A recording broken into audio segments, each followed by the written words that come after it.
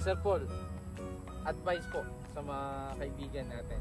Doon sa mga nagpaplano pa lang or sabihin natin nagsisimula na sa pagmamanok. Yung number one advice ko lang ever since ito palagi yung sinasabi ko. Pinaka-importante dito sa atin is ibigay natin yung lahat ng kailangan ng manok natin.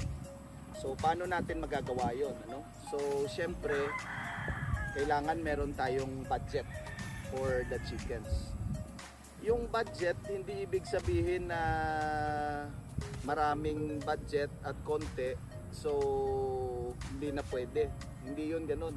Yung ibig kong sabihin doon is kung magkano or ilan lang yung budget mo, kung ilang manok lang yung kaya mong i-produce based doon sa budget mo, yun lang po yung i-produce natin. Huwag tayong mag-over produce ng chickens na hindi naman natin kakayanin i-support, Kasi kung baga naniniwala kasi ako doon sa saying na quality over quantity.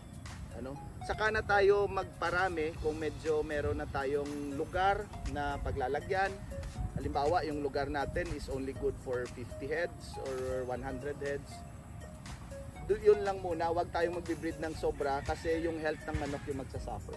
Number 2, Number 2, pili tayo ng mga bloodlines na kumbaga dun sa breeder na nakikita naman natin na maayos yung bloodlines.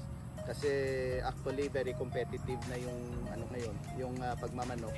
And kailangan talaga natin na we have competitive lines also. We should also invest dun sa mga tao. Sa mga tao natin kasi actually most of us siguro yung iba nga nasa ibang bansa pa. Merong mga ganon na senaryo.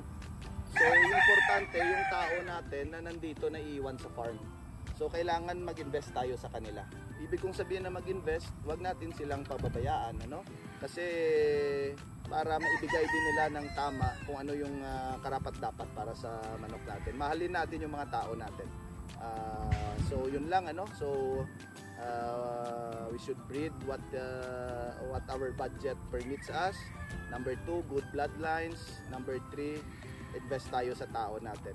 After all, lahat ng ito, yung labanan ngayon, health ng manok.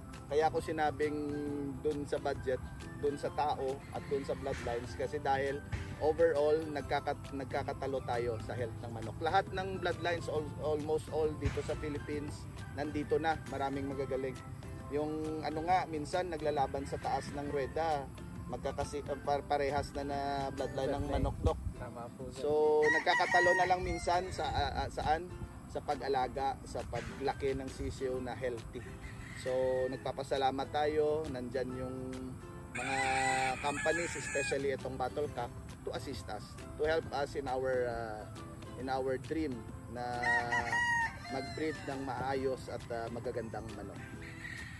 Yan po mga kanokis, ang dami po nating natutunan ngayong araw po na to, na napakagandang advice na galing po kay Sir Paul para makaumpisa po tayo ng tama sa pagmamanok. Kasi alam naman po natin, ang dami pong gusto magmanok. Yes. Minsan, yan po yung nagiging nangyayari, mali po yung simula.